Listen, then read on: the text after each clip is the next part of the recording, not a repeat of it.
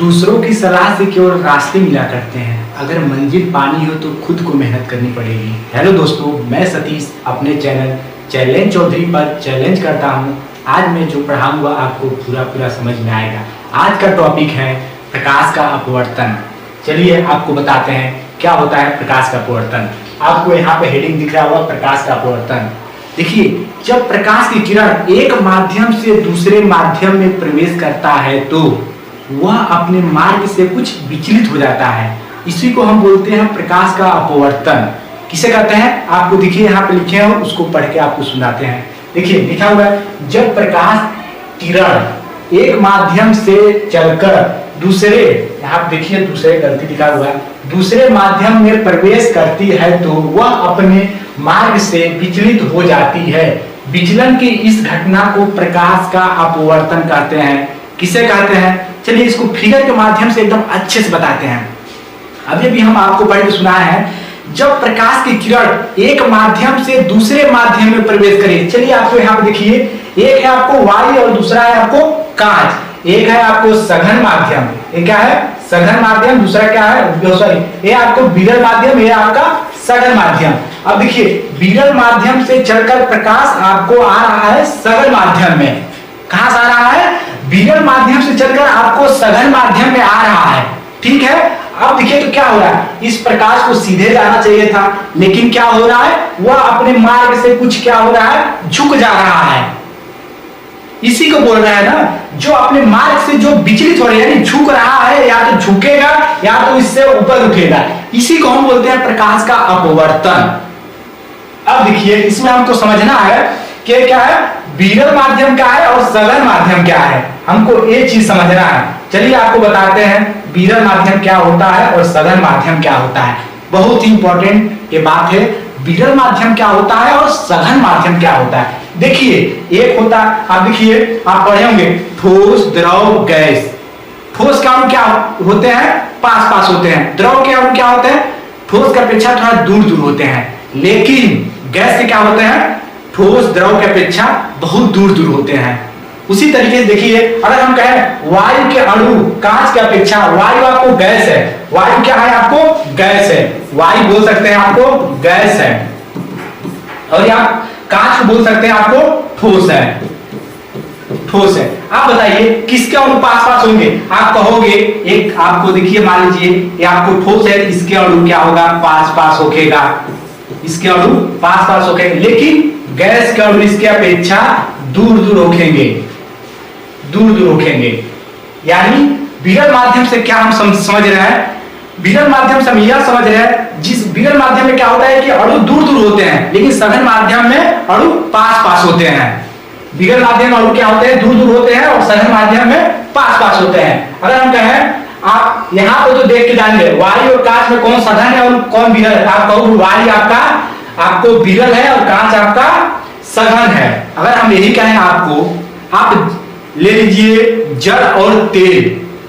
आप बताइए इसमें कौन सघन है और कौन विरल है? जल और जब तेल ले लेंगे ना, आप कहेंगे तेल आपको सघन है और जल आपको विरल है, क्योंकि इसके जल के जो अणु होते हैं तेल की अपेक्षा दूर होते हैं, लेकिन तेल के अणु जो होते हैं बहुत पास होते हैं। आप इसको कैसे चेक करोगे? चलिए, यानी जिसके अणु पास होखेंगे, यानी वो समझो बहुत मजबूत होगा, यानी वो छोड़ेंगे नहीं किसी, मतलब एक बार पकड़ लेंगे किसी भी चीज को। तो आप तेल में आप अंगुली डालिए और उसको क्या करिए, बाहर निकाल के इस तरीके से रखिए। देखिए उसका जो इतना बड़ा बूंद होगा, वो आपके क्या होगा, हाथ में चपका ही रहेगा। लेकिन जल लेंगे ना तो तुरंत चू जाएगा, यानी उसके अणु दूर है, यानी वो खींच ले रहा है, बाहर नीचे गिर जा रहा है। इससे हम ये समझ गए। चलिए, अब इसमें इस फिगर में मेन पॉइंट ये है कि आने वाली किरण को क्या बोलते हैं? आने वाली किरण को आपतित किरण बोलते हैं, और अपने मार्ग से कुछ विचलित होती है उसे हम विवर्तित किरण, उसको बोलते हैं अपवर्तित किरण। ठीक है, और आने वाली किरण देखो एक अभिलंब डालते हैं। जब एक अभिलंब डालेंगे तो इसके बीच एक आपतित किरण और अभिलंब के बीच जो कोण बनता है उसको बोलते हैं हम आपतन कोण।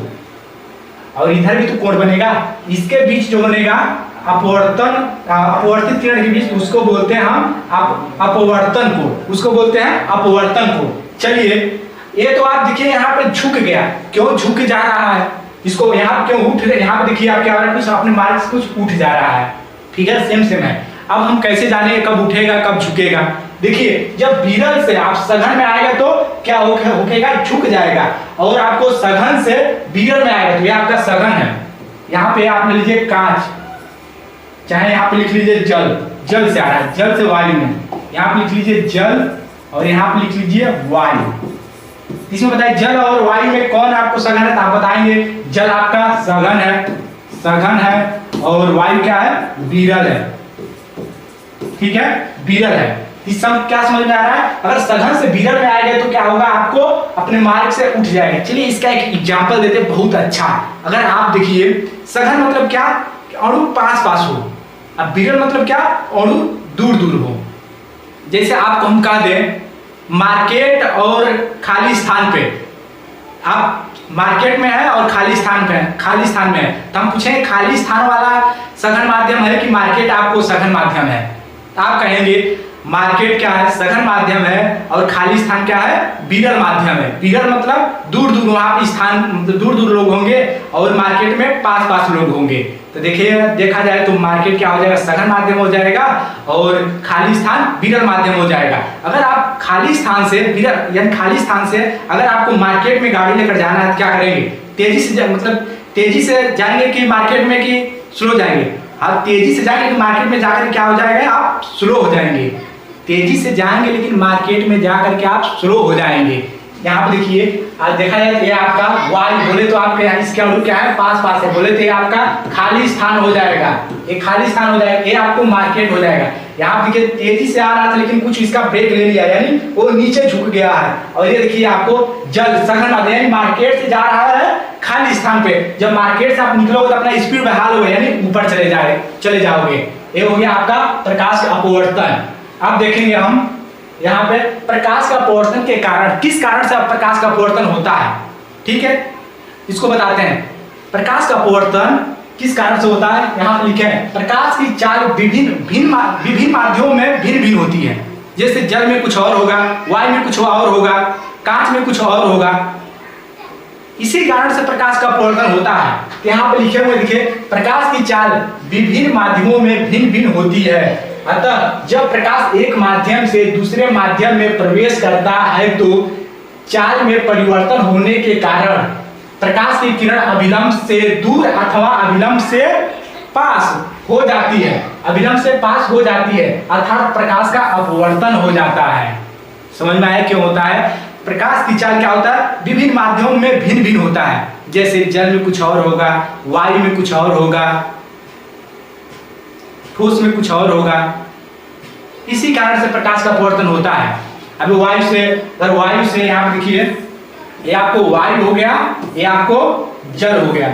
अगर हम जल से प्रकाश, वायु से अगर जल में प्रकाश डाल रहे हैं तो क्या होगा, वायु से जल में प्रकाश डाल रहे हैं तो आपको क्या होगा, अपने मार्ग से झुकेगा कि उठेगा? आप बताइए, अपने मार्ग से क्या होगा, झुकेगा। इसको सीधे ना जा करके क्या होगा, अपने मार्ग से झुक जाएगा। क्यों? ये देखा जाए इसके अणु दूर दूर है और इसके अणु क्या है, ये इसके अणु बहुत पास पास है, इसके अणु बहुत पास पास है, और इसके अणु बहुत दूर दूर है, इसके अणु बहुत दूर दूर है। ये एक तरीके से बोल सकते हैं आप, एक खाली स्थान से आप मार्केट में जा रहे हैं तो खाली स्थान से आप जब मार्केट में जाएंगे तो अपना ब्रेक क्या करेंगे, ले लेंगे, यानी झुक जाएंगे। बोले तो इधर से प्रकाश आ रहा था और झुक गया। समझ में आया? अब आप इसमें मेन पॉइंट यही है कि आप जो ये कोड है इसको पूरा अच्छे से फिगर को बना लीजिएगा। बस आज के लिए इतना ही। Thank you.